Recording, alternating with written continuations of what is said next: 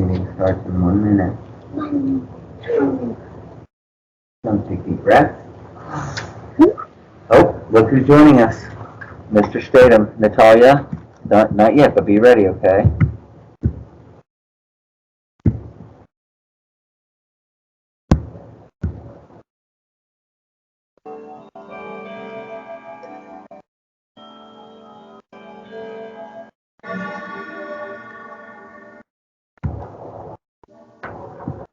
Hey, Mr. Statham, how are you, sir? I'm doing well. You doing okay? We're doing fantastic. Thank you so much for joining us today. It is great to be with you all. Natalia, do you want to get us started today? Sure. All right, head on up. Thank you. Welcome, Mr. Statham. We are so honored to meet you today to talk about meteorology. If it is okay with you, we would like to ask a few questions.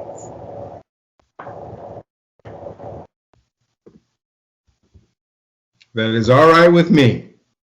All right, question number one. Or question number two. When you were a kid, was it your dream to be a meteorologist?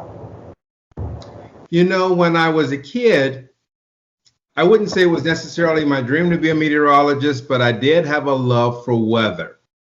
When I was in 7th grade, I had a little weather center in my backyard. Nothing big, nothing fancy, just a wind vane, a rain gauge, and a thermometer on a stick. That was my weather center. And I didn't do it because I thought I was going to be a meteorologist or a weather person one day. I just did it because I liked following and tracking weather. When I originally went to college at the University of Tennessee in Knoxville, I went to be a reporter and an anchor. So I have a Bachelor of Science in Communications from UT Knoxville.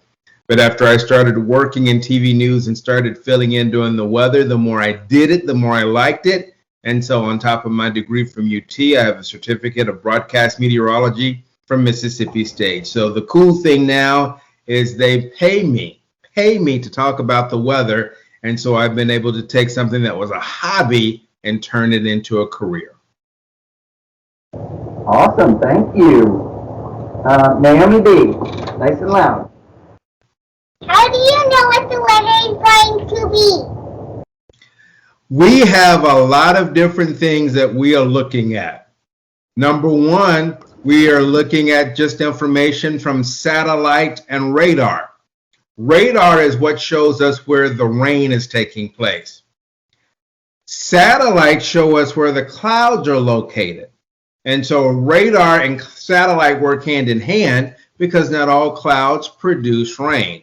So satellite can tell me how dense, how thick the clouds are. Radar can let me know where it's raining. On top of that, we are using computers.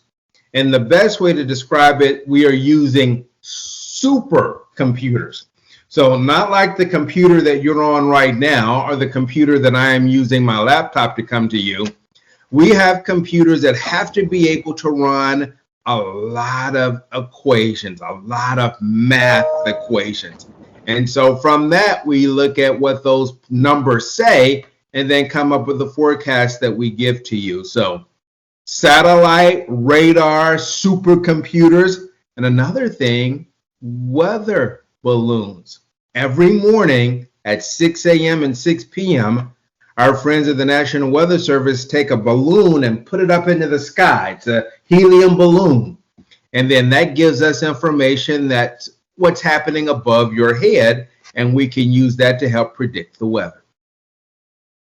Awesome. Do you guys remember when we were studying the different levels of the atmosphere? And we looked at the levels that we send the weather balloons up to? Okay. Look at the last level. I think that we already got our question answered about why did you want to study weather.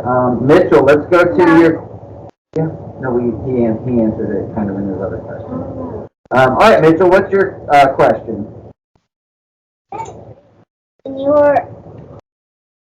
How can someone tell if it's too hot or too cold for pets to be outside? You know, the easy one on that is just to, in some cases, know if it's too hot for you. Now, I know that our pets can sometimes take a little bit more than we can, but keep in mind, your cats and dogs have a fur coat on, all right? So thinking about taking your sweater or coat and wearing it around outside when it's 90 or 95 degrees outside. Woo! That'd be bad, wouldn't it? Well, sometimes we have to just kind of think in terms of if it's rough for me and you, then it may be a little bit too rough on our pets, especially house pets. Now, pets that are outside all the time can tolerate this a little bit more. The animals, the cows, the horses, we're not bringing them indoors, right? So they can tolerate this a little bit more. But your dog that sleeps in the house with you, your cat that sleeps in the house with you, they're used to your house temperature. So if they're used to what you're used to when it gets too cold outside or too hot outside, we have to be mindful of that. So when it is hot, if the dogs are going out, the pets are going out, make sure they stay hydrated. All right. And even for the dog that you keep in the backyard on a hot day, make sure that they've got water so that they can stay hydrated. Here's a tip that some people use. For dogs that stay outside, they put a bowl of water out there, but they also put ice cubes in that water. That way, when the water and ice cube starts to melt, that can let more water into the bowl, but it helps to keep the water fresh. Do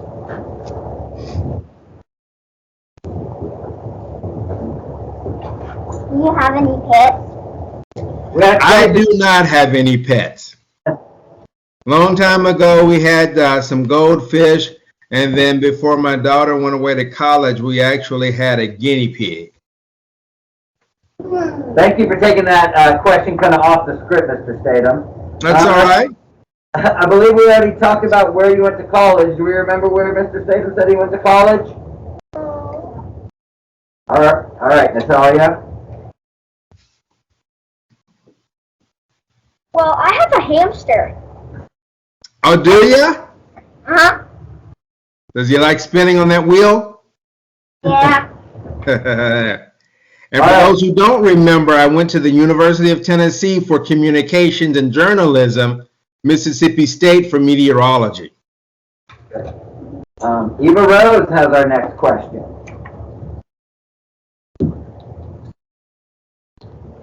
Why are the car windows sometimes foggy on the inside? Oh, that's a good question. Sometimes it has to do with what's happening with the amount of moisture that is in the air, okay? And think of it like this.